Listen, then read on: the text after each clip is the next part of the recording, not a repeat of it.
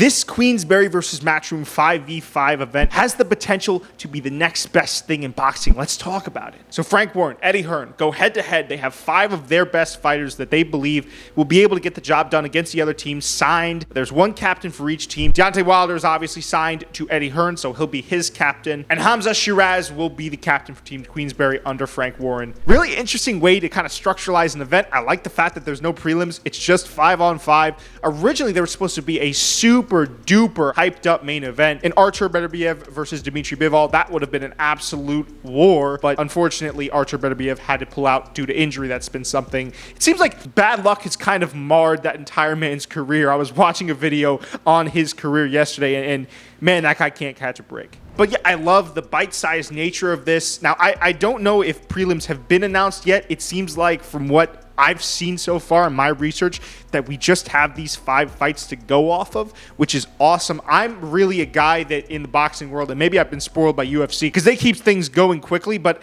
the one gripe that I always have when watching boxing is that it never really quite flows quick enough for my liking. I think this eliminates that. It's like boom, boom, boom, boom, boom. You know, here's 5, and we're going to give you some of the best fights with the most wild characters.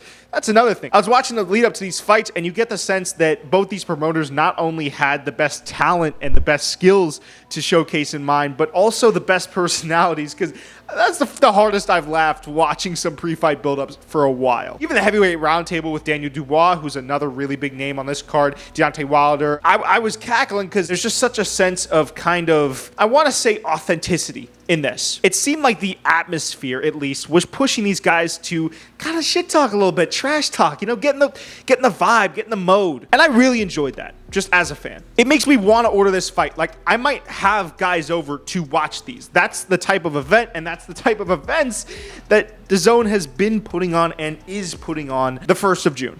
I got to give a huge shout out just real quick to His Excellency. I made a video where I asked if he might have been ruining pro boxing. I didn't, and I still don't like that weird financial punishment for pulling out of a fight. Because to me, it seemed like he was kind of just negating the fact that some guys can have injuries in camps that could turn out to be in the fight if they get aggravated, career ending. Or certain injuries that would hinder a guy's performance to the point where they would want to pull out of a fight. I felt like he didn't really, it felt controlling. And I felt like His Excellency didn't necessarily take that into account, but I can confidently say, man, I think he just has the best interest of boxing in his heart. So I'll take the L on that. Then there's a super unique point scoring system. So it's 1 point for a win if it goes to decision, 2 points for a finish or technical stoppage. And the captains get 2 points for a win regardless of how they come across that win. So there is, of course, the potential for, let's just say, Deontay Wilder getting a huge knockout win, for him to get 4 points for his team. And of course, for Warren on the other side, if his guy goes out there and he does really well and gets himself a nice knockout, the potential is there to score points. And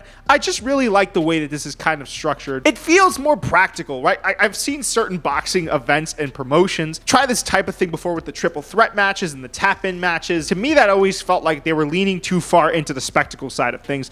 With this, it kind of feels a lot more practical, right? It feels like we're operating within the real world, and I think part of that is because some of these heavier weight classes have actual, I mean, every single fight on there has actual implications, but this tournament is tied to the rest of boxing. So it gives these fights like a real weight to them. Like, I feel invested. There's a stake there. Deontay Wilder said that if he doesn't get this one, he's strongly considering retiring. That's another huge, huge aspect to this fight. Zhilei Zhang, he's been fighting his entire life to get into this kind of upper echelon, and he's had wins against really big guys, but Deontay Wilder's probably one of the biggest names I think he's ever gone up against, at least for the casual fan. So there's stakes all over the place, and I can't be happier. I also like in the build-up, it's a TNT Sports video. I'll put that in the description, the link to that. They had the promoters face off, which is a nice change of pace because usually promoters will get into it anyways, or coaches will get into it with each other. But this time, it kind of felt gentlemanly. And I'm not oblivious to the fact that it's because Frank Warren and Eddie Hearn, much more so Eddie Hearn,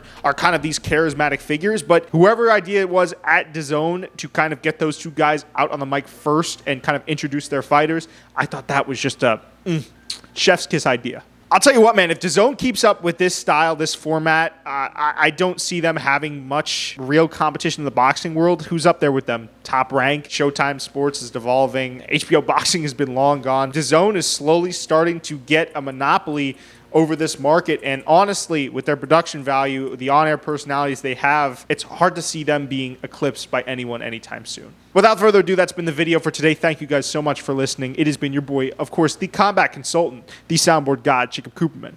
And I'll see you in the next one. Deuces.